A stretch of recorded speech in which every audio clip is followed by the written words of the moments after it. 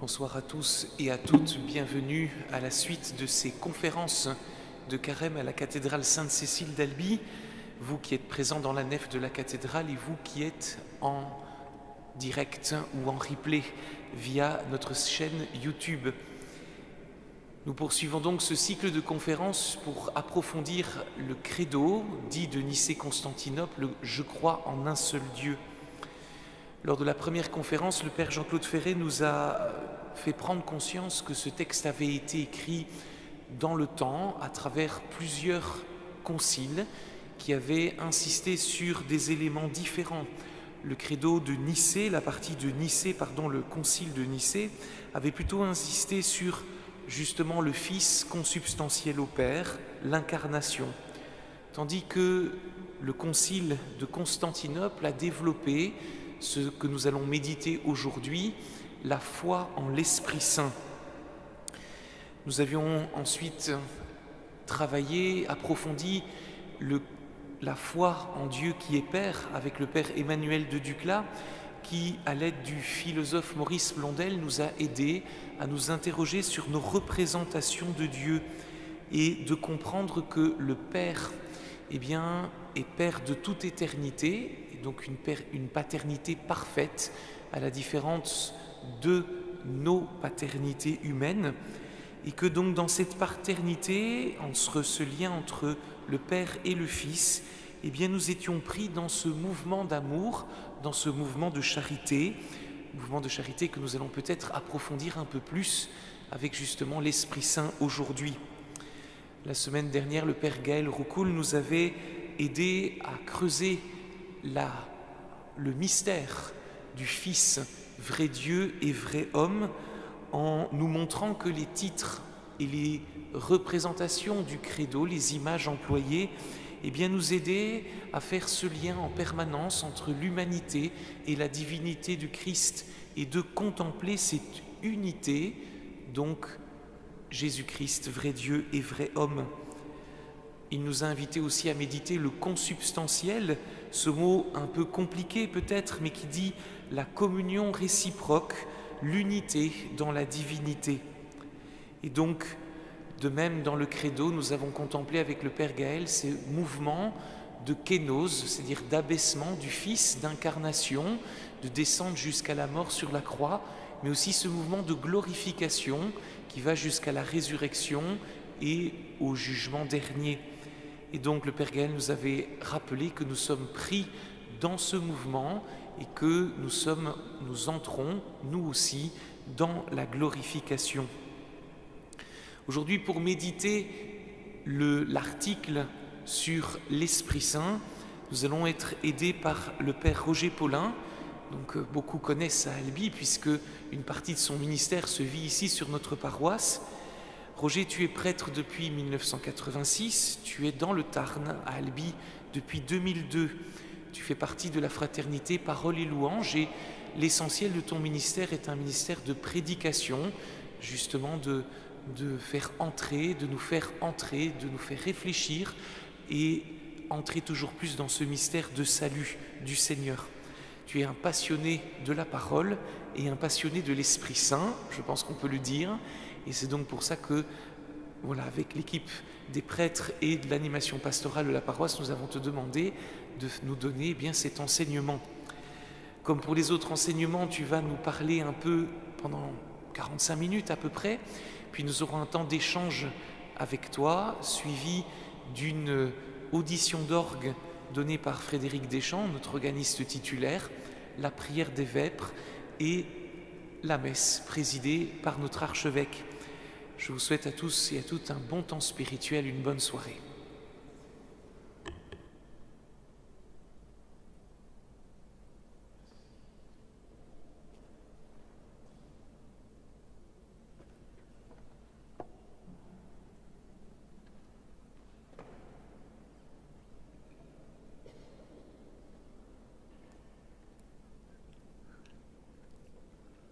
Attention.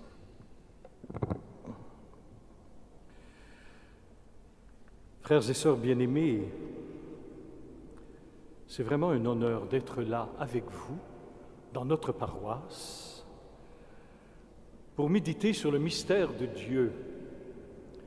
Ce mystère de Dieu qui, surnaturellement, nous habite depuis notre baptême et que peut-être parfois nous oublions celui qui nous habite et celui qui fait ce que nous sommes en vérité, le temple du Saint-Esprit.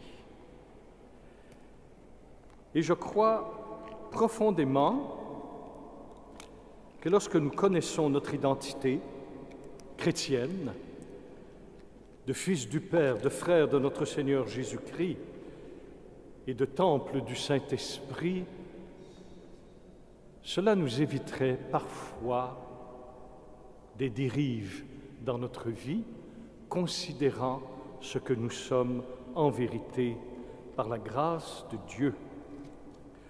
Alors je remercie nos frères prêtres qui ont organisé ce temps de carême avec vous justement pour voir, essayer de comprendre à la lumière du Saint-Esprit ce Dieu qui nous habite. Et pour moi, par la grâce, prendre conscience de ce Dieu qui m'habite et en même temps me donne mon identité profonde, me permet bien sûr d'être de plus en plus heureux et d'éviter le péché. Parce qu'en réalité, ce que nous célébrons dans ce carême, c'est de faire nos efforts pour nous éloigner de tout ce qui ternit notre beauté d'enfant de Dieu et de baptisé dans le Christ. Et ça, c'est important à retenir, frères et sœurs. Je vais un petit peu vous en parler. De la lettre de Paul au chapitre 2, au verset 7 et suivant,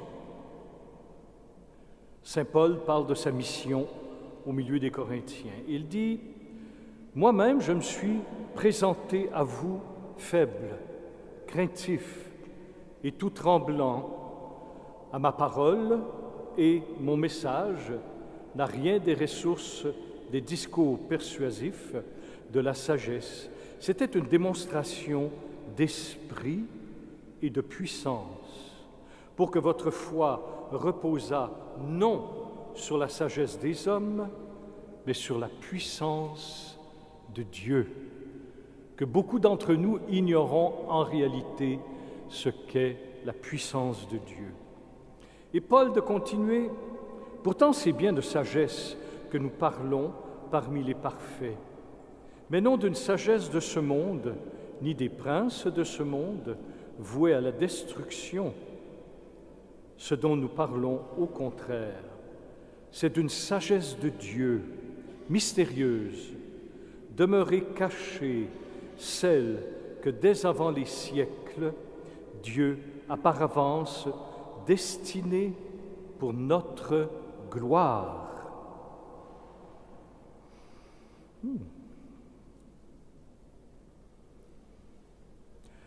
Celle qu'aucun des princes de ce monde n'a connue.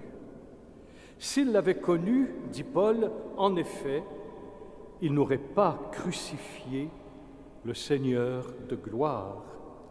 Mais selon qu'il est écrit, nous annonçons ce que l'œil n'a pas vu, ce que l'oreille n'a pas entendu, ce qui n'est pas monté au cœur de l'homme, mais tout ce que Dieu a préparé pour ceux qui l'aiment.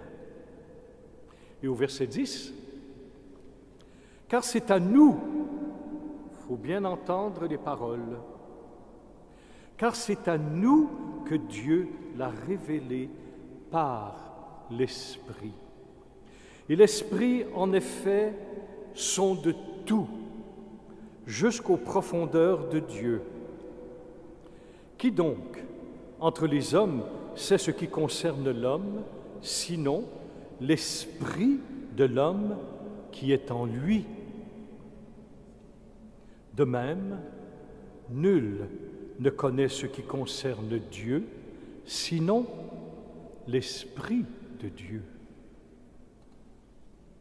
Or, nous n'avons pas reçu, nous, l'Esprit du monde, mais l'Esprit qui vient de Dieu pour connaître les dons gracieux que Dieu nous a faits. Il faut parfois, lorsque vous lisez les Saintes Écritures, il faut que vous arrêtiez aux mots. C'est très important. Parce que souvent, particulièrement chez Jean, un verset amène l'autre et un autre verset nous donne la compréhension du précédent et de celui qui va venir. C'est pour ça qu'il faut prendre le temps quand on lit la parole de Dieu. Écoutez bien, de même, nul ne sait ce qui concerne Dieu, sinon l'Esprit de Dieu qui sonde les profondeurs de Dieu. Ça va bien, il n'y a rien de compliqué là-dedans. Et Saint Paul dit une chose absolument merveilleuse que nous devons saisir parce que c'est à nous, mais l'Esprit qui vient de Dieu, nous l'avons reçu. Autrement dit, le Saint-Esprit qui sonde depuis toute éternité les profondeurs de la très sainte Trinité, ce même Esprit nous a été donné depuis notre baptême, la confirmation, l'Eucharistie et toute notre vie chrétienne, y compris notre vie fraternelle, qui est aussi importante, dit notre Seigneur, que l'adoration en esprit et en vérité de notre Dieu. Donc, je paraphrase en disant, l'Esprit qui sonde Dieu depuis toute éternité, ce même Esprit nous habite. Ce même Esprit nous habite. Et c'est là qu'en lisant la parole que nous découvrons ce que nous sommes en vérité, temple de l'Esprit, c'est-à-dire tout simplement temple et du Père et du Fils et du Saint-Esprit. Mais arrête-toi pour réfléchir dans ta prière. Qui est ce Dieu qui m'habite? La Trinité sainte, un seul Dieu en trois personnes divines. Ce grand Dieu, Seigneur des Seigneurs, Roi des rois, m'habite en moi depuis mon baptême. Alors celui qui vit en moi, le Saint-Esprit, sonde les profondeurs. Mais j'aimerais que vous compreniez cela qui est simple. Parce que parfois nous considérons les mystères de la foi chrétienne un petit peu à l'extérieur de nous-mêmes, alors que le mystère se vit en nous-mêmes. C'est-à-dire que ce même Esprit Saint qui sonde les profondeurs de Dieu depuis toute éternité, ce même Esprit Saint, il est en nous, un avec le Père et le Fils. Donc, celui qui sonde les profondeurs de Dieu, sonde Dieu en toi. C'est là qui explique que la profondeur de l'être chrétien relève du surnaturel. Parce qu'au plan surnaturel, si nous ne sommes pas sauvés par Jésus-Christ, plongés dans sa Pâque lors de notre baptême, cette vie surnaturelle ne peut pas se vivre car elle est pur don de Dieu, méritée par la Pâque de notre Seigneur Jésus-Christ. Alors, lorsque tu considères dans ta vie spirituelle ce que tu es, toi, que la Trinité sainte t'habite, et que ce même Esprit dont parle notre foi sonde les profondeurs de Dieu, ça veut dire que ce que nous te partageons maintenant dans les Saintes Écritures, au moment où je parle et au moment où tu m'écoutes, ce mystère se vit en toi. C'est-à-dire que l'Esprit en toi, maintenant, sonde les profondeurs de Dieu. Ça veut dire baptisé, chrétien, disciple de Jésus-Christ, que ces profondeurs de Dieu qui se vit depuis toute éternité en Dieu se vit maintenant par la grâce en toi. En toi. Vous allez me dire, à quoi ça me concerne? Je ne suis pas Élisabeth de la Trinité, je ne suis pas Saint Jean de la Croix ou je ne sais qui. Non, cela concerne tout baptisé. Et plus tu prends conscience de cette réalité de ce Dieu qui sonde en toi les profondeurs de Dieu, ça veut dire que les profondeurs éternelles, surnaturelles, elle est en toi depuis ton baptême. Tu es habité par le Père et le Fils dans l'unité du Saint-Esprit, et le mystère de Dieu, qui était comme inatteignable par nos propres forces, nous est maintenant donné par pure grâce, par le salut en Jésus-Christ. Et ça, c'est unique aux chrétiens. Cela ne fait pas de nous des êtres supérieurs aux non-chrétiens, pas du tout, pas du tout. Parce que ce privilège d'être habité par ce Dieu 3 fois saint, car c'est un privilège, nous amène à une responsabilité. C'est-à-dire que nous avons cette responsabilité de témoigner au monde que Dieu 3 fois saint vient en nous par le salut en Jésus-Christ. Et cela, personne d'autre que toi et moi ne peuvent le faire. Et dans ma façon de parler, personnelle un petit peu, mais d'Église quand même, c'est que le monde, en réalité, le monde, entre guillemets, naturel, attend que nous, chrétiens, nous portions par le témoignage de notre foi le surnaturel dans le naturel. Et ça, nous l'oublions souvent, que cette vocation-là du chrétien, elle est fondamentale dans le monde actuel. Même si nous sommes dans un conflit incroyable entre l'esprit du Christ et l'esprit du monde, qui n'arrête plus de crier « guerre, guerre, guerre, guerre », c'est incroyable actuellement. Et partout dans le monde, nous, par l'esprit du Christ, nous devons crier la paix, la réconciliation et la communion jusqu'au prix de notre vie, frères et sœurs. Et ça coûte de plus en plus cher de vivre, premièrement, en véritable chrétien, en ne nous compromettant pas avec les lois de ce monde, mais en restant véritablement chrétien à la lumière de l'Évangile et avec toute la grande tradition de l'Église. C'est déjà assez difficile dans nos milieux familiaux, dans nos familles, même dans nos paroisses, c'est difficile de vivre vraiment dans l'Esprit de Dieu qui sonde les profondeurs. Alors je reviens à ce mystère qui est en moi, qui est en toi, qui est en nous tous, la présence de la très sainte Trinité dans ton être profond. Et parfois dans la prière, dans l'oraison, comme tu peux prier profondément avec Marie, notre mère, et Marie, notre mère, sa seule vocation est de te conduire à son Fils, et par son Fils au Père éternel, dans le souffle du Saint-Esprit, c'est justement d'être plongé au cœur même de la vie trinitaire en toi. Et comme l'ont sûrement expliqué mieux que moi les deux frères prédicateurs qui m'ont précédé, c'est ce que nous sommes appelés à vivre, mais d'une façon simple. Quand on dit ça aux chrétiens, on dirait qu'ils disent « oh, c'est pas pour nous ça, c'est pour les saints de connaître en soi la vie de la Trinité. » Non, c'est pour tous les chrétiens, tous les baptisés. Mais ça dépend de ce que tu fais, de ta vie chrétienne. Ça est la question, mon frère, ma sœur. Qu'est-ce que tu fais de ta vie chrétienne? Parce qu'en réalité, quand tu pries, déjà, tu fais un acte de foi. Et la foi, quand tu poses un acte de foi, la foi intérieurement te dispose à l'intervention de Dieu, te dispose dans une communion surnaturelle et spirituelle avec ton Seigneur et ton Dieu. C'est tout à fait normal qu'en lisant les Écritures, qu'en priant, à travers 1000 formes dans l'Église, toujours dans l'enseignement de l'Église, bien sûr, c'est tout à fait naturel qu'à un moment donné, tu sois plongé dans cette vie en Dieu, avec Dieu. Et cela, c'est l'œuvre de l'Esprit qui est en toi. Et peu à peu, l'Esprit qui sonde les profondeurs de Dieu va te conduire lui-même à sonder avec lui et en lui les profondeurs de ce Dieu qui t'habite. Mais encore faut-il prendre au sérieux notre vie dans l'Esprit, notre vie en lui.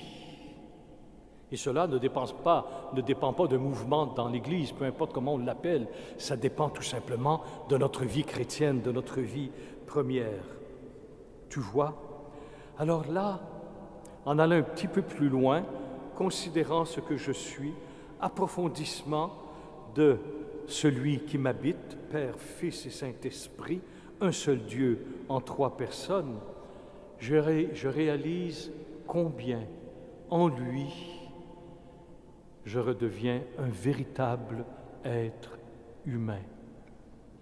L'erreur de ce monde, c'est de s'inventer une anthropologie hors de Dieu.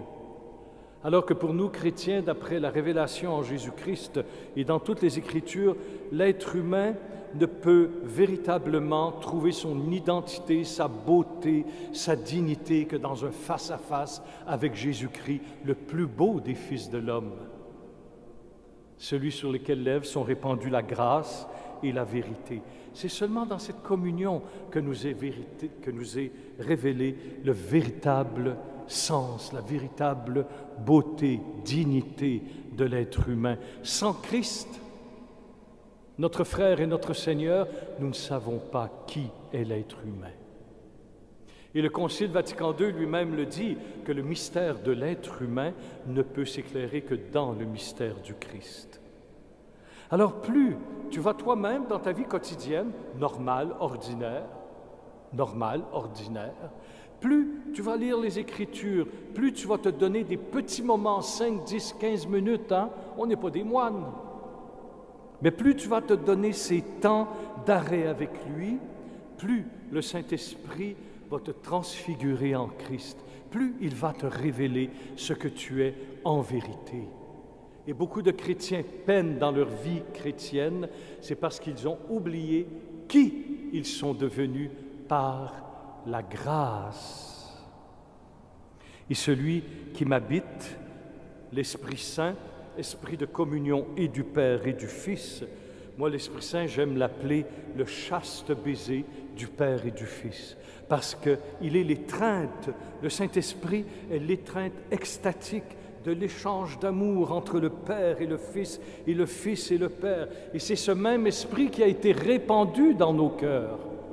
Lorsque saint Paul nous dit en Romains 5 que le Saint-Esprit a répandu l'amour de Dieu dans notre cœur, mais qu'a-t-il répandu dans mon être profond, le Saint-Esprit?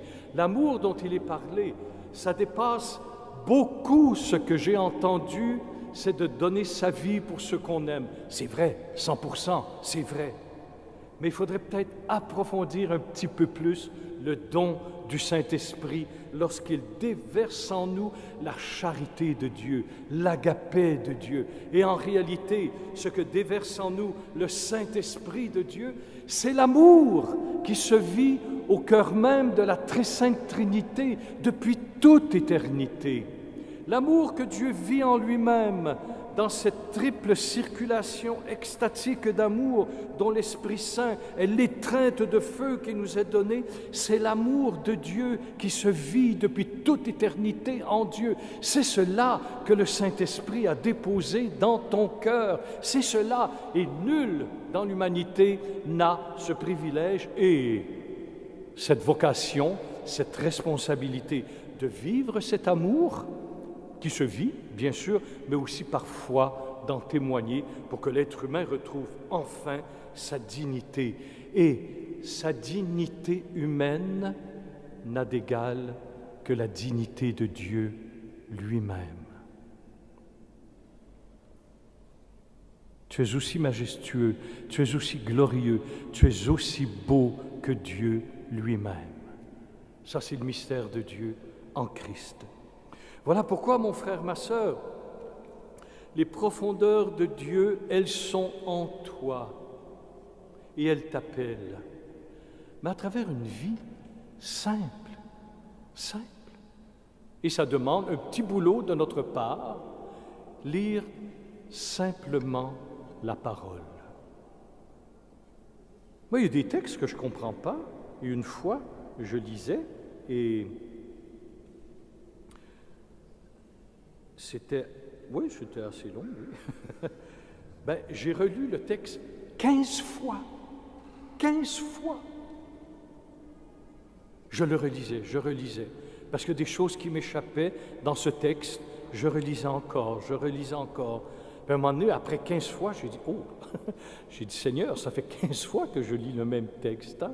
Mais je le relis encore, et je sais que dans ma sainte obstination à approfondir la parole de Dieu, le Seigneur me donne des lumières, me donne des lumières. Je ne verrai pas pourquoi tu ne ferais pas pareil, hein?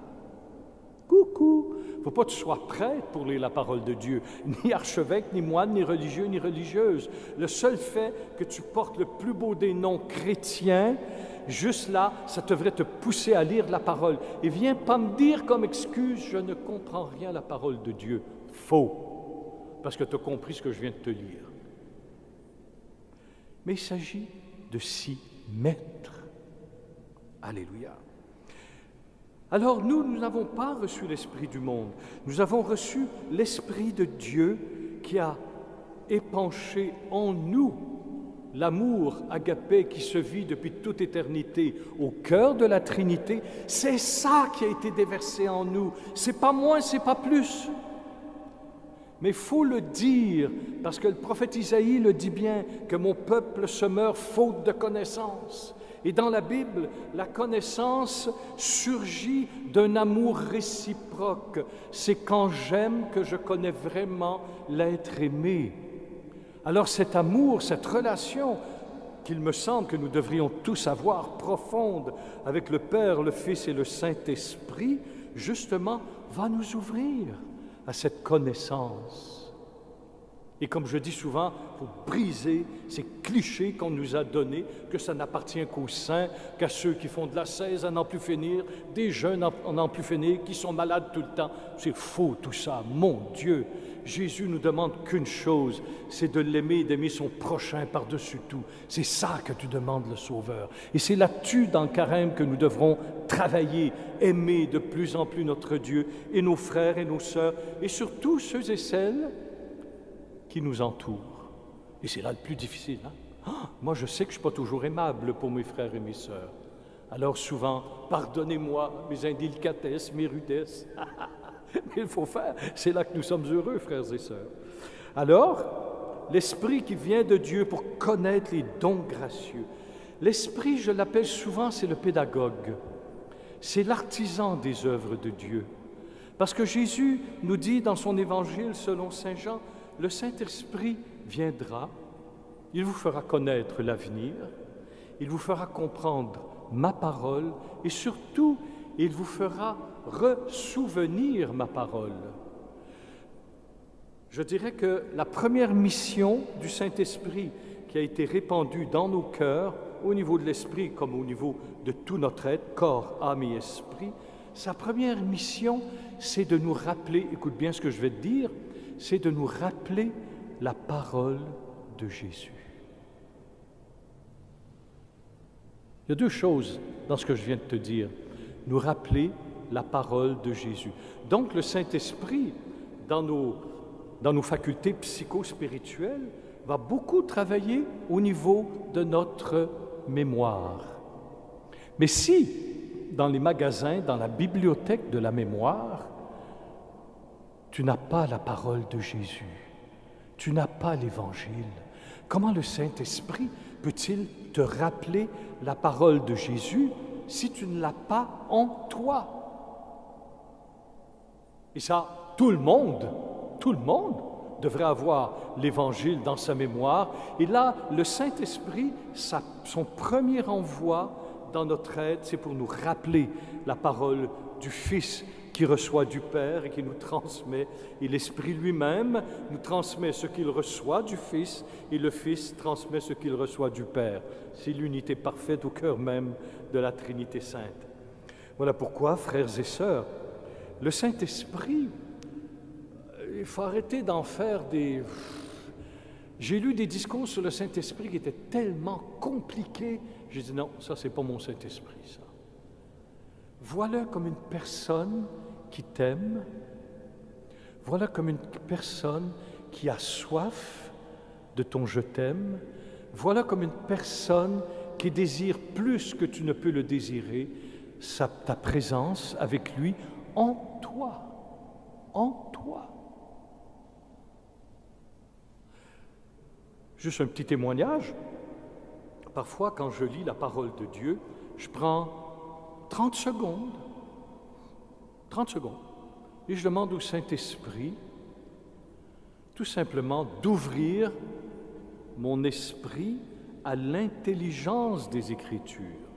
Ça, c'est l'Évangile selon saint Luc, avec les disciples d'Emmaüs. Les disciples d'Emmaüs, Jésus leur ouvre l'esprit à l'intelligence des Écritures, et là, ensuite, avec les disciples, jusqu'à son ascension, il leur expliqua tout ce qu'on dit de lui à travers les psaumes, les prophètes et la loi.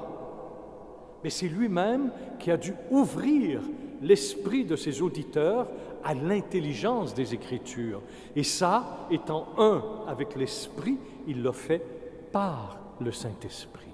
Jésus fait tout dans et par le Saint-Esprit, qu'il partage avec le Père, bien sûr, dans une unité parfaite. Alors voilà, mon frère, ma sœur, tu es capable de faire ça, toi. Tout simplement, Saint-Esprit, viens m'aider. Fais-moi comprendre la parole de Jésus. Est-ce que c'est trop compliqué à dire, ça? Ben non, c'est pas trop compliqué à dire. Mais pourquoi qu'on ne le fait pas? Coucou! Pourquoi qu'on ne le fait pas?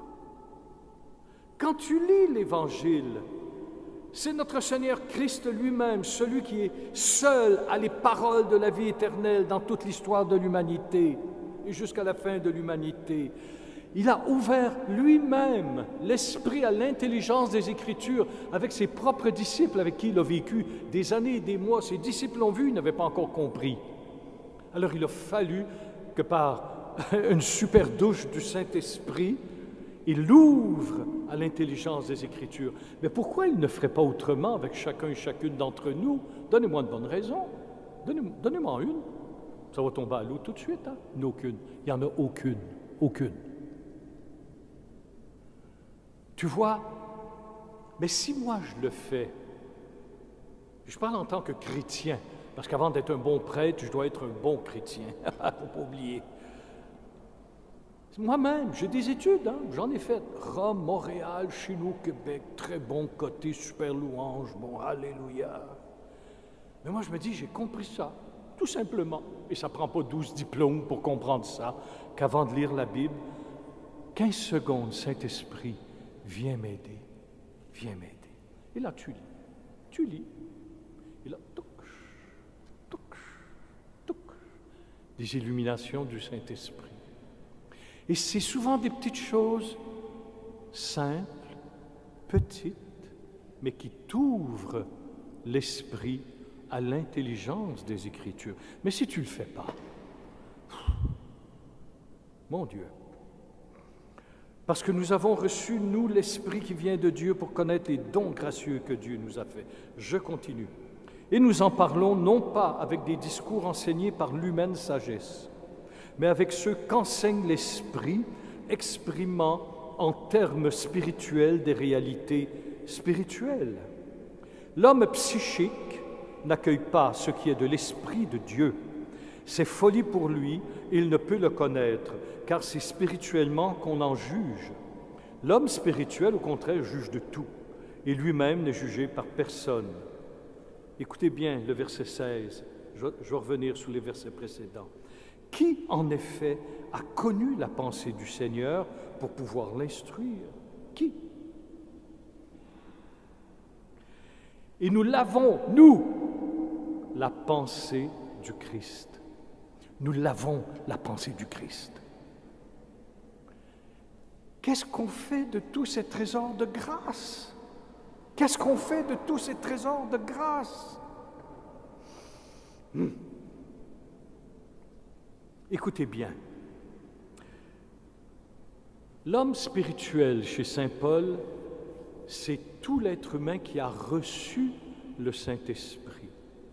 Nous savons que la foi, cette vertu théologale que nous recevons de Dieu, de l'Esprit lui-même, ne tue pas notre intelligence, ne la réduit pas à rien, mais il élève notre intelligence à l'intelligence de Dieu lui-même. La foi, c'est essentiellement accueillir la pensée du Christ, Comme le Christ vit et connaît le Père depuis toute éternité, et comme par le Père et le Fils on reçoit le Saint-Esprit, c'est ça l'homme spirituel. L'homme psychique, c'est l'être humain laissé à lui-même. Il n'y a aucune condamnation, il n'y a aucune parole d'humiliation là-dedans. L'homme psychique, c'est l'être humain qui est laissé à lui-même.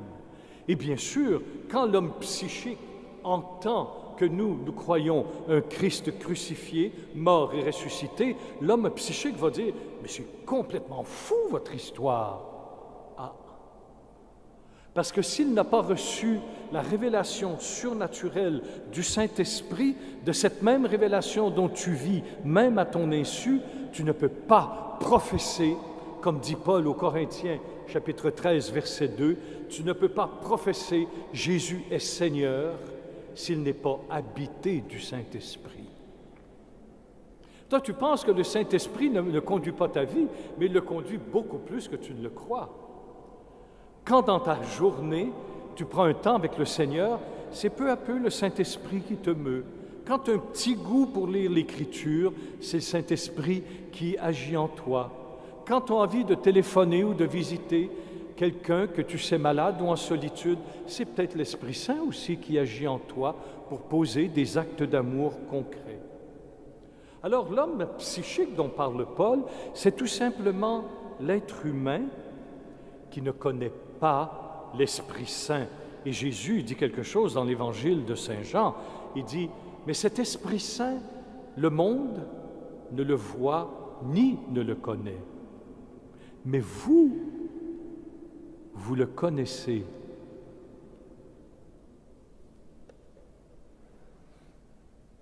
Jésus dit ça à ses disciples. Hein?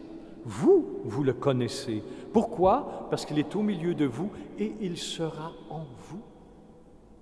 C'est la parole de notre Maître, c'est la parole de notre Seigneur, ça, mon frère, ma sœur.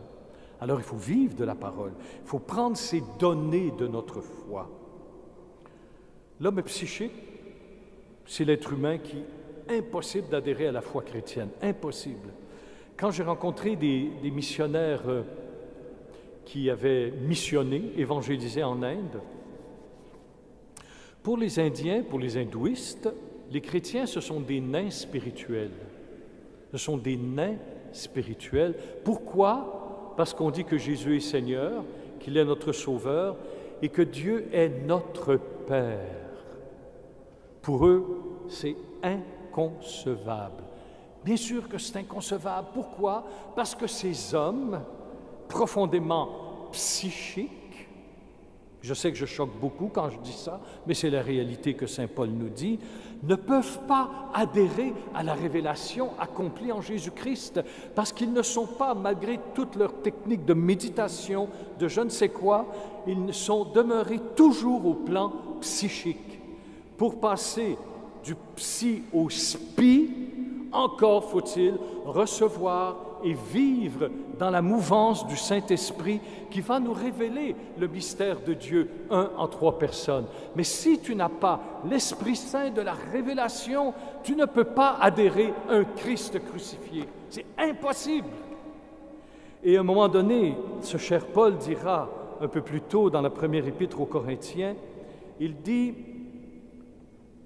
chapitre 2, verset 8, il parle de la sagesse de Dieu que nous donne le Saint-Esprit, celle qu'aucun des princes de ce monde n'a connue. S'il l'avait connue, en effet, il n'aurait pas crucifié le Seigneur de gloire. Waouh! Pense à ça! Ils ne peuvent pas comprendre. Quand j'étais aussi en Thaïlande, justement, il faut prier pour eux, avec les tremblements de terre. Quand j'étais en Thaïlande, des bouddhistes sont venus me voir après une prédication, se sont assis, puis ils m'ont dit, mais tu dis que Dieu est Père. Ben oui. Et tu dis, ils avaient écouté ma prédication, ils ont dit, tu dis que ce Dieu m'aime moi personnellement. Ben j'ai dit oui, il a donné son Fils pour toi. Ça les dépassait. Parce qu'eux autres, c'était encore le nirvana, c'était la perte de ta conscience. qui se coule dans la conscience cosmique, etc. Le moi, le je, c'est une illusion. Et moi, je viens leur prêcher que notre Dieu, il est triple personne d'amour au cœur de la Trinité et que le Père en Jésus me connaît par mon nom et qu'il m'aime personnellement. Mais ils étaient gaga de cette bonne nouvelle que j'annonçais. Et un an après, j'ai reçu des photos et un de ces bouddhistes était converti au christianisme parce qu'il avait entendu une prédication sur Jésus-Christ dans le Saint-Esprit. Alors, Paul nous dit, mais tous ces hommes, ces princes de ce monde, comme il dit, comme actuellement, hein, ça n'a pas changé. Ça n'a pas changé, frères et sœurs. Les princes de ce monde, s'ils connaissaient vraiment Jésus-Christ, ils n'auraient pas crucifié le Seigneur de gloire. Le Seigneur de gloire, c'est un titre essentiellement divin dans l'Ancien Testament. Nul autre qu'Adonai Elohim, nul autre n'est appelé le Seigneur de gloire qu'Adonai Elohim. Alors pour nous chrétiens, par l'esprit de sagesse, cet Adonai Elohim qui est Jésus lui-même avec le Père dans le Saint-Esprit, ce même Adonai Elohim, le Seigneur au-delà de tout nom, a été crucifié. Comment veux-tu qu'un être sans la révélation du Saint-Esprit adhère à cela? C'est impossible. C'est impossible. C'est pour ça que quand j'évangélise ou quand tu parles à quelqu'un, ne sois pas blessé ou ne deviens pas agressif. Il y a juste l'Esprit qui peut convertir. Toi, il te demande, dis ma parole, parce que la foi vient de ce qu'on entend. Mais si le monde entend personne, en plus, ils font tout pour étouffer la voix de l'Église, mais nous, on ne se tait pas, on le dit, on le fait. S'ils avaient connu en effet, ils n'auraient pas crucifié le Seigneur de la gloire. Mais certains pourraient me dire, attends une minute, ça fait 2000 ans ça. Ah non, là tu te trompes, hein? 2 doigts dans les yeux, hein? Là tu te trompes. Parce qu'encore encore aujourd'hui, les princes de ce monde crucifient le Christ en son corps. Plus de 380 millions de chrétiens persécutés actuellement. Ce qu'on sait, chaque jour, des centaines et des milliers de chrétiens meurent, martyrisés, coupés en morceaux. Leurs foyers, leurs églises ont été spoliées. Et en France, on a des églises brûlées, etc. Ça, je ne sais pas pourquoi on a peur de le dire. De quoi avez-vous peur, frères et sœurs? De quoi avez-vous peur? Et là, quand on dit, mais l'esprit de ce monde, les princes de ce monde, qui se sont compromis avec l'esprit du monde, ne font pas autrement que ce qu'ils ont fait au Christ, voilà 2000 ans. Ils ont crucifié le Seigneur de gloire. Mais aujourd'hui aussi, ils crucifient le Seigneur de gloire dans son corps, que nous sommes.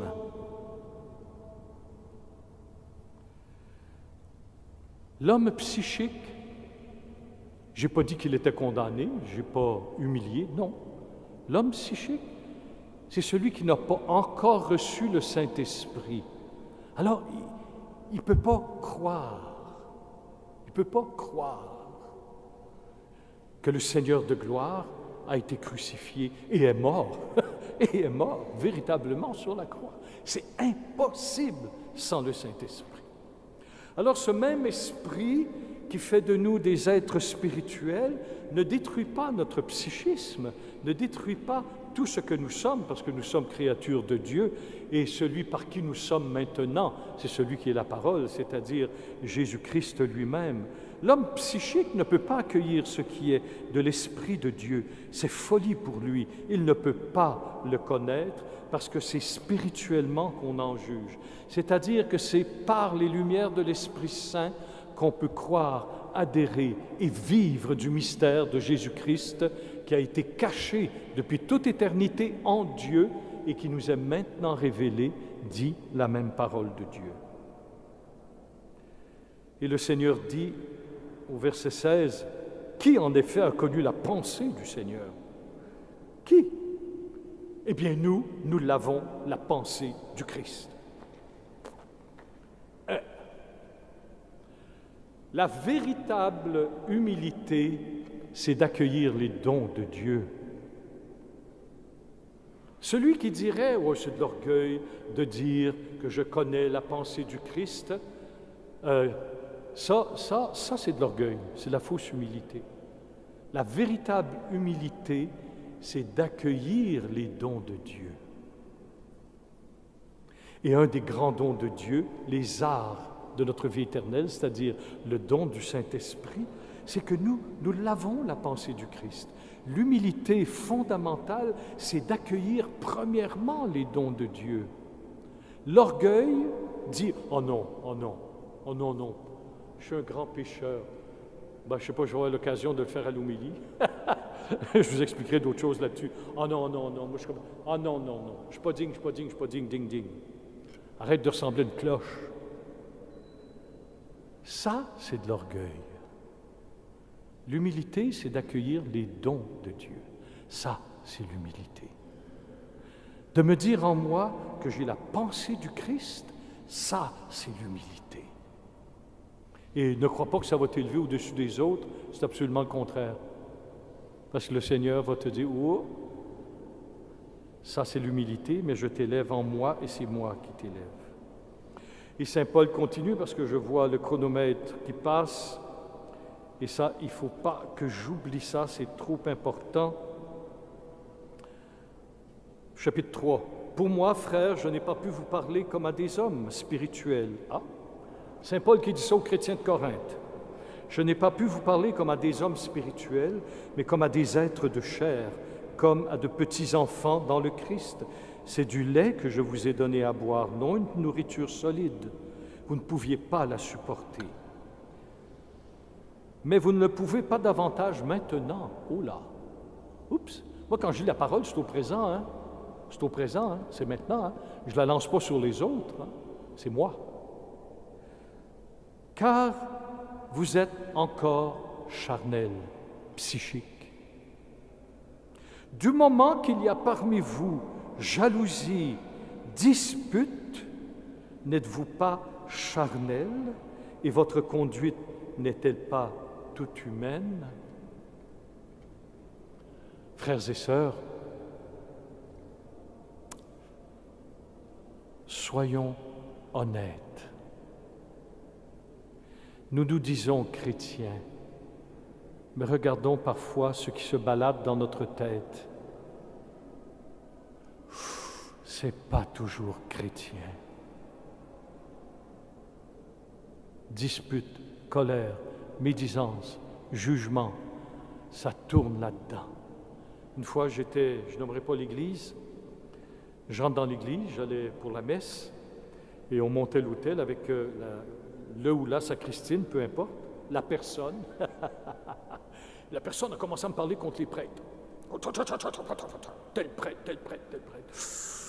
Moi, j'ai dit, oh là, oh, excusez-moi, il ne faut pas que je parle en mal de personne, je suis dans l'église. Ah ouais? J'ai dit, bien, on va sortir de l'église, là, et là, tu pourras parler en mal. Hey, ça ne va pas, non? Hey, ce que n'est que des blocs de pierre, ceci, si majestueux qu'est ce bâtiment. Ce ne sont que des blocs. L'Église, comme nous dit Paul, c'est nous, c'est chacun d'entre nous. Il ne faut pas t'oublier. Alors le Seigneur nous dit par cette parole que si nous entretenons des médisances, des critiques négatives, des jugements, des paroles qui défient l'unité entre nous, nous sommes encore charnels, nous sommes encore psychiques. Alors, si tu veux vraiment comprendre ton cheminement à la lumière de la parole de Dieu, et ça me fait plaisir de dire ça, c'est que quand tu comprends bien, c'est que de plus en plus, par sa grâce et ta bonne volonté, parce qu'il faut que tu bosses toi aussi, par ta grâce et ta bonne volonté, tu vas passer du psy au spi. Tu vas passer du psychique au spirituel. Et ça, c'est l'œuvre de l'Esprit.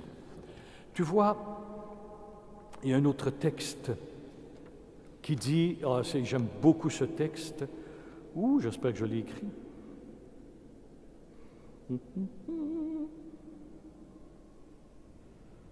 C'est lorsque le Seigneur dit, en Éphésiens 4:30, « Ne contristez pas l'Esprit Saint de Dieu qui vous a marqué de son sceau pour le jour de la rédemption. » Contrister le Saint-Esprit, c'est rendre triste l'Esprit. Écoutez bien. Contrister, ça veut dire rendre triste avec. Et le contexte de cette parole, c'est le contexte de la vie ecclésiale, c'est le contexte de la vie fraternelle. Alors, lorsque dans notre pensée, parce que Jésus est là, dans notre pensée, il est en nous, lorsqu'à travers des paroles de division, des duretés, des prises de pouvoir parmi nous, nous contristons l'Esprit Saint, nous attristons le Saint-Esprit, parce que lui, sa vocation au cœur de nous, c'est de nous réunir dans l'amour du Christ, dans l'amour des uns et des autres. Bien sûr, l'Esprit Saint sonde les profondeurs de Dieu en toi, parce que les profondeurs de Dieu t'habitent. Je vais te dire une folie, hein? Tu es aussi profond que Dieu par ton baptême. Voilà pourquoi les profondeurs de Dieu sont en toi, et en toi, Dieu, l'Esprit sonde de Dieu en toi. Mais ce même Esprit qui te fait entrer de plus en plus dans une vie de communion, dans une vie surnaturelle, ce même Esprit nécessairement va te conduire à l'amour fraternel. Parce que nous pouvons attrister le Saint-Esprit.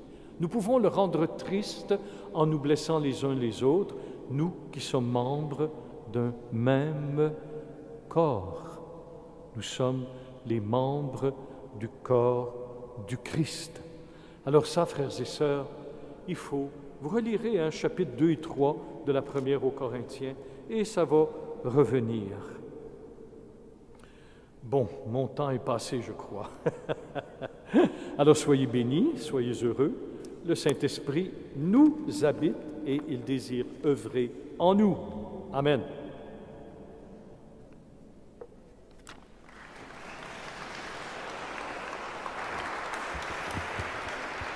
C'est gentil, c'est gentil.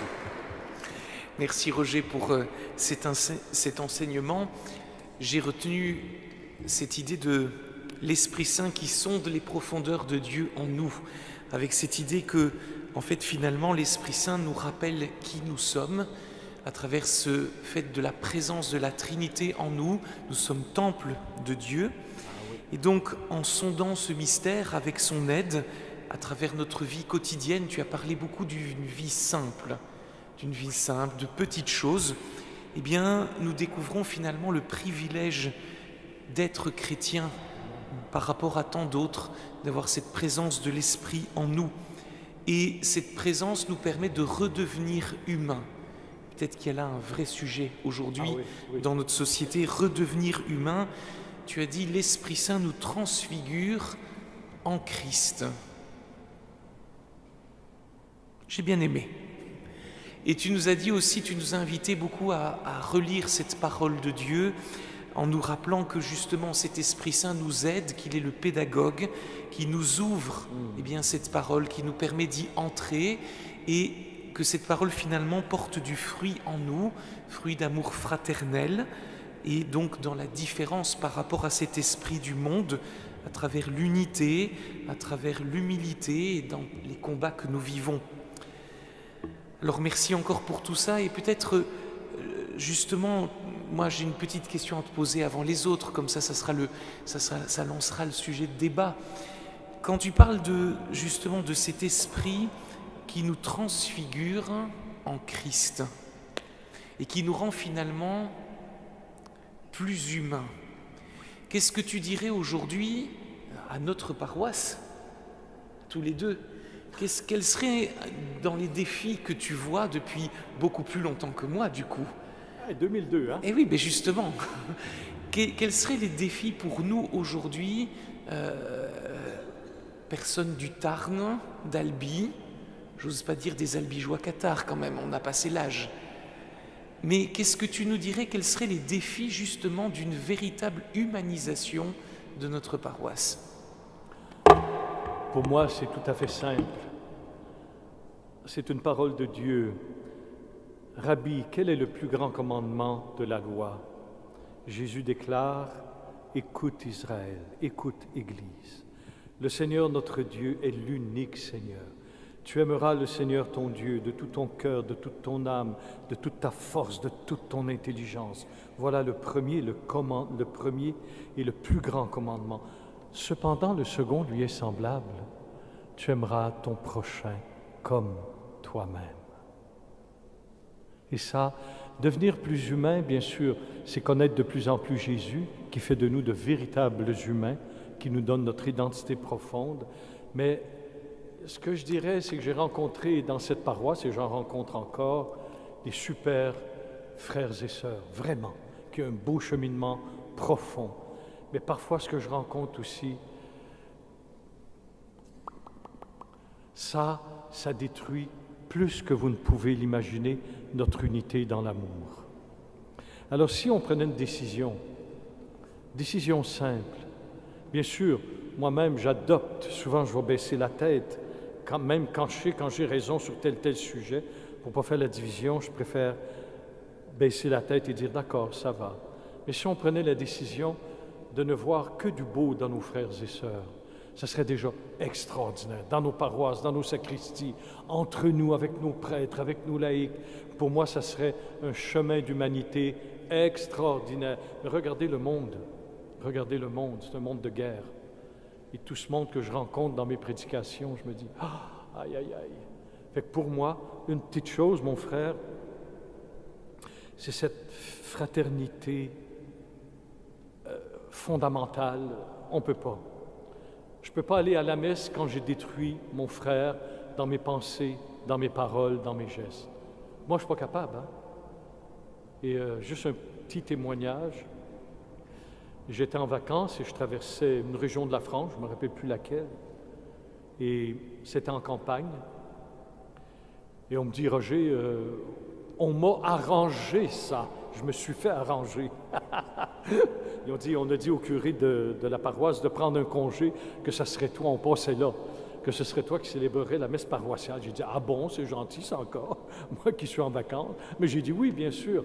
Alors, les gens qui s'occupaient de l'église viennent me voir. Ils me disent comme ça, ils disent, c'est vous le Père Paulin? J'ai dit, oui, malheureusement. Hein? Des fois, on aimerait mieux oublier notre nom.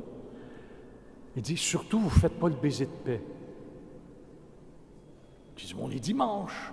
C'est le temps de se donner la paix du Christ. La paroisse se rassemble, etc. Il dit, non, surtout pas. Il dit, vous allez voir que dans l'Église, il y a deux clans. À gauche et à droite, c'est des grandes familles qui se haïssent et ce qui font la guerre depuis plusieurs générations. Hein? Mais ils étaient dans la guerre au point de dire aux prêtres, surtout pas de baiser de paix. Mais les deux clans sont venus communier au même pain de vie. J'ai souffert j'ai souffert durant cette messe. Ils n'auraient pas dû me le dire, hein?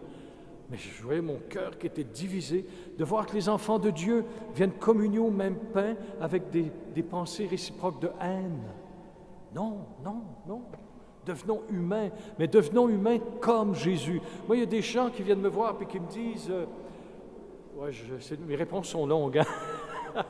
Quand des gens viennent me voir, ils viennent se confesser puis ils me disent « Père, j'ai été trop humain. » J'ai dit justement, tu n'as pas été assez humain. Parce qu'un véritable humain fuit le péché. Tu as manqué d'humanité quand tu as péché. Alors, dis pas en te confessant « j'ai été trop humain ». Pas du tout, tu n'es pas dedans. Un véritable humain est à l'image du Christ et par sa grâce, transfiguré dans le Christ. Ne va pas t'imaginer la grande transfiguration, des illuminations mystiques. Ça, en tout cas, moi, je n'ai jamais vécu. Mais tout simplement, être transfiguré au Christ et en Christ et par Christ, c'est changer de mentalité. Le vrai sens de la conversion dans la Bible, que vous savez d'ailleurs, c'est changer de mentalité, tourner, avoir une autre intelligence, un autre regard sur nos frères et sœurs. Et ça, je peux vous dire que beaucoup d'entre vous, vous m'édifiez. Ça, je peux le dire. Mais ce n'est pas une raison pour rester là. Il faut aller plus loin. Ne jamais justifier nos paroles de jugement, nos paroles de médisance. Ça, c'est incroyable. Ça, c'est incroyable. Ça détruit nos communautés. Ça détruit nos familles, ça détruit notre communion entre prêtres, ça détruit tout le monde, ça détruit. Alors nous, chrétiens, je vous en prie, devenons plus humains en voyant l'autre avec plein de qualités.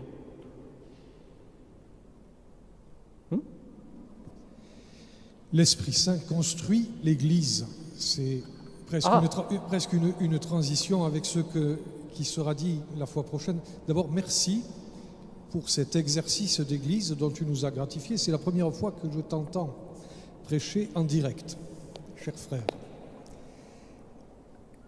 Plusieurs remarques qui peuvent peut-être amener des réflexions. Tu ne l'as jamais dit, ou alors j'ai été inattentif, mais tu nous as montré la richesse de l'action de l'Esprit dans divers domaines, à la manière aussi de nos frères orientaux, qui connaissent beaucoup mieux que nous le Saint-Esprit, qui l'ont moins oublié.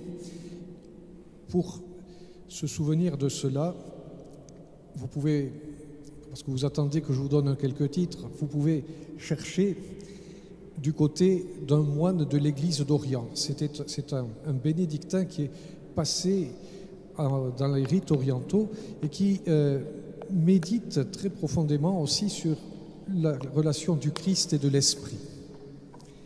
Un autre livre magistral, mais un peu difficile à trouver aujourd'hui, mais son titre il est en résonance avec ce que tu nous as dit, c'est du Père Congar, Esprit de l'homme, Esprit de Dieu. C'est un tout petit livre qui regorge de beaucoup de richesses et notamment de citations des pères de l'Église. Et Yves Congar, c'est aussi un grand théologien ecclésiologue. Du côté pratique, j'ai entendu en résonance un spirituel qui me fait vivre, qui s'appelle Jean-Jacques Ollier, fondateur des séminaires en France, et qui justement a essayé de mettre en œuvre davantage une spiritualité de l'Esprit Saint. Il tenait ça de son directeur spirituel qui lui disait, en retraite, « Laissez-vous à l'Esprit ». Je trouve l'expression très intéressante. « Laissez-vous à l'Esprit ». Et lui-même, ensuite, dans sa correspondance, quelquefois, il dit « Demandez pour moi l'Esprit apostolique ». Je crois que là aussi, on a quelque chose à creuser. Est-ce que nous nous laissons suffisamment à l'Esprit? Oui, je pense que j'y ai fait allusion plusieurs fois, mais je te répondrai tout simplement par le chapitre 11 de l'Évangile selon saint Luc, que vous connaissez bien sûr. Où es-tu?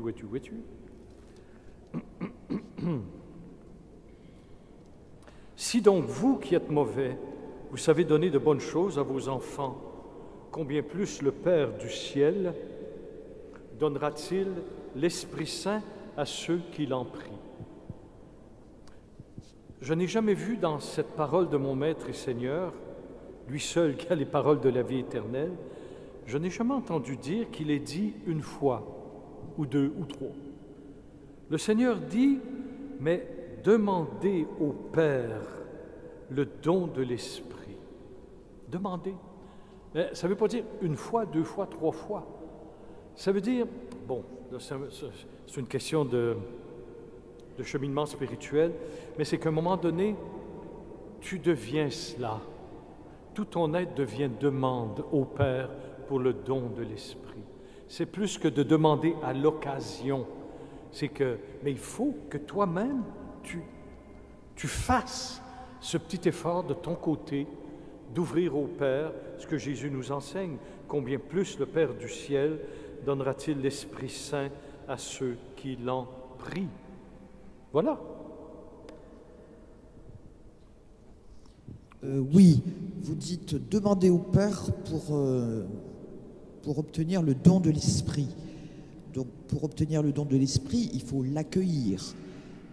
Et pour qu'il nous habite, il faut lui faire de la place. Faire de la place dans notre corps qui est le temple, dans notre esprit. Donc, il faudra faire un grand ménage de printemps. Dans notre cœur, un grand jardinage du cœur aussi. Voilà, donnez-nous des pistes pour pouvoir faire de la place, pour remplir le temple. Moi, je suis peut-être simpliste, mais pour moi, c'est beaucoup plus simple que ça. J'ai entendu des conférences, parce que vu mes études, j'étais invité à des conférences de ci, de ça, bon. Oh là là. Et là, on invitait les gens à partir de la tête pour descendre dans leur cœur. Comment tu fais ça? Je ne sais pas. Je ne le sais pas. Pourtant, j'ai étudié les grands mystiques, j'ai des thèses sur des mystiques, etc. Partir de la tête et descendre dans le cœur. Et ça, on entend ça souvent, hein, du blabla, des clichés. Moi, je dis tout simplement ton acte de foi, d'amour et d'espérance. Ton acte de foi. Ben oui, tous les sacrements nous ouvrent. D'accord, si tu veux, d'accord, je comprends. Non, très bien. Mais pour moi, oui, ben, tout le monde le sait, ça. La fréquentation des sacrements, c'est ce qui ouvre notre être à Dieu, vraiment. Hein. Ça, je n'ai pas à le dire, vous le savez. Hein? C'est bon de le répéter. Mais pour moi, c'est ce que tu dis là, c'est l'acte de foi. Toujours l'acte de foi. Seigneur, viens, visite-moi. Mais il va le faire. Pour moi, c'est cette grande simplicité qu'on a perdue, parce que je ne sais pas comment on a appris les choses, mais moi, c'est aussi simple que ça. Hein. Ben, c'est ma spiritualité.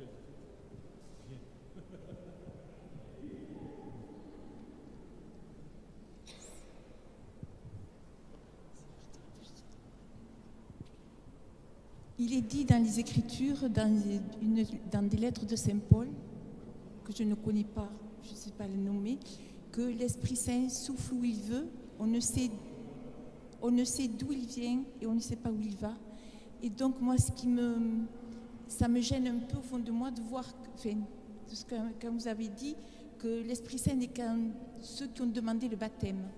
Pour moi, je crois que l'Esprit Saint, je le crois, peut-être que c'est une erreur de ma part, que l'Esprit Saint est en tout homme et que l'Esprit Saint peut agir en tout homme, même dans ce qui font le mal, que voilà, je crois que l'Esprit Saint peut agir en tout homme. Mais il y a un niveau, de présence de l'Esprit en nous. Et la parole de Dieu le dit, moi je te dis la parole, hein? C'est pas la parole du Père Paulin, la parole, Jésus le dit, mais l'Esprit Saint, dans le monde, on ne le connaît pas. Bien sûr qu'il peut agir. Pour moi, les mouvements écolos, entre guillemets, là, qui ont du sens, d'autres n'ont absolument pas de sens, pour moi, c'est une vague du Saint-Esprit qui dit aux êtres humains, hey, protéger la planète, c'est un don de Dieu. Pour moi, tu as raison, hein? L'Esprit Saint peut agir. Mais Jésus dit, ils ne peuvent pas le recevoir. Mais il peut agir dans une certaine extériorité. J'ai jamais dit le contraire, bel enfant. Bien sûr, on prie pour la conversion du monde aussi, sans cesse, hein? Sans cesse. Merci. Et alors, au début de votre propos, vous avez dit plusieurs fois « rentrer en soi ». Rentrer en soi. Et ça m'a rappelé, j'ai lu ce matin, je ne suis pas encore allée à la messe, je n'ai pas entendu l'homélie, mais ça m'a rappelé le fils prodigue. Il dit, il rentra en lui. J'ai trouvé ça, je l'ai retrouvé dans ce... Et là encore, c'est l'Esprit qui agissait.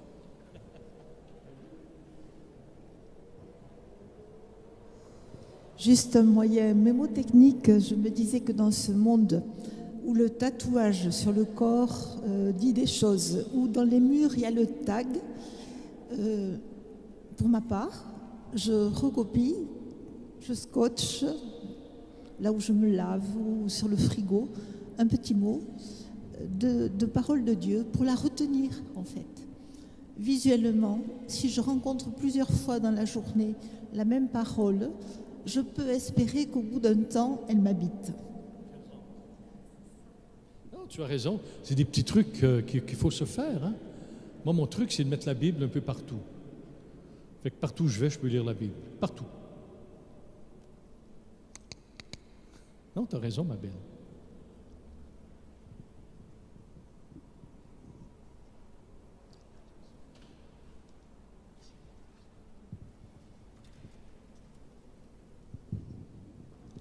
Je suis toujours un peu gênée parce que s'aimer comme soi, aimer les autres comme soi-même, on ne s'aime pas comme il faut. Et à ce moment-là, on fait des bourdes parce qu'on croit que l'autre aime ce qu'on aime, et ce n'est pas toujours le cas. Alors, comment être un artisan de paix là-dedans? Comment se pardonner à soi-même? Ça, c'est tout un chemin. On fait des séminaires de guérison tout simplement pour faire ce chemin, hein, se pardonner à soi-même. Parce que, franchement, je te rassure, des bourdes, on va en faire jusqu'à temps qu'on ferme notre cercueil. Hein. Avec ça, il n'y a pas de problème avec ça, ma soeur. Il n'y a pas de problème avec ça. Cependant, on doit travailler à ce que. Ça, je pourrais donner tout un enseignement sur le pardon et la bénédiction. Comment ça nous guérit et comment ça vient sanctifier nos relations personnelles. Et ça, non, madame, tout le monde vit ça. Hein?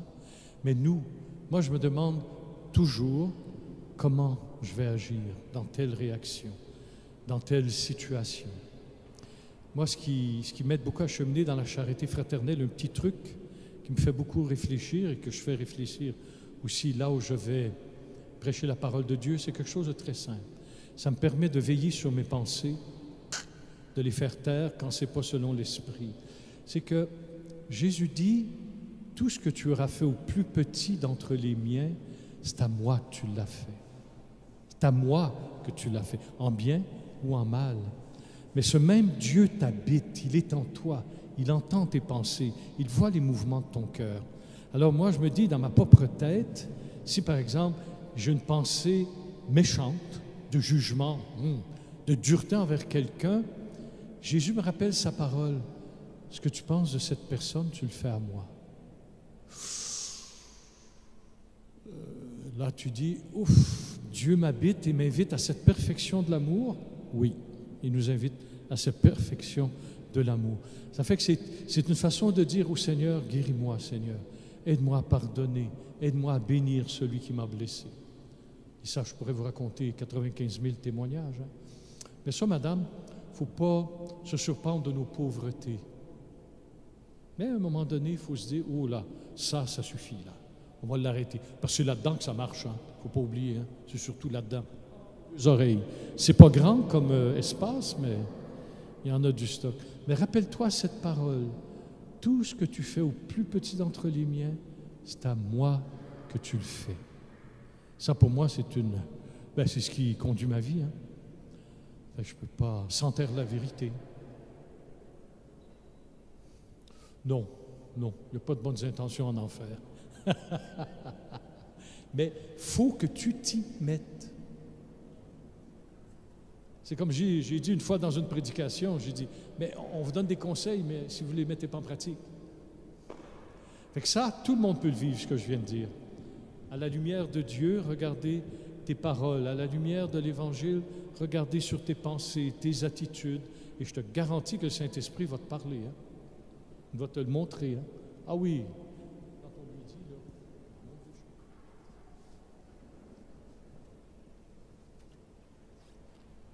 là, un grand merci, Roger, pour cette soirée. Amen. Avec amour et joie. Donc, dimanche prochain, ce sera donc la dernière conférence de Carême, donc sur la dernière partie de la méditation du « Je crois en un seul Dieu ». C'est le Père Carole Fallet, donc un autre prêtre de la paroisse qui viendra nous parler de l'Église une, fraternelle et témoin de l'espérance. Tout de suite, donc, nous avons l'audition d'orgue où Frédéric Deschamps, notre organiste titulaire, va nous jouer des extraits du Stabat Mater de Vivaldi. Et pour ceux qui resteront à la messe, nous entendrons un choral. Alors, que la tradition française, un choral de Bach, définit comme ceci, « Jésus, que ma joie demeure », avec quand même un petit contresens dans le titre, puisque normalement il faudrait plutôt dire « Jésus demeure »,« Jésus restera ma joie », ce qui n'est pas tout à fait la même chose. Donc voilà, bon temps d'audition d'orgue, puis bonne vêpres et bonne messe à tous et à toutes.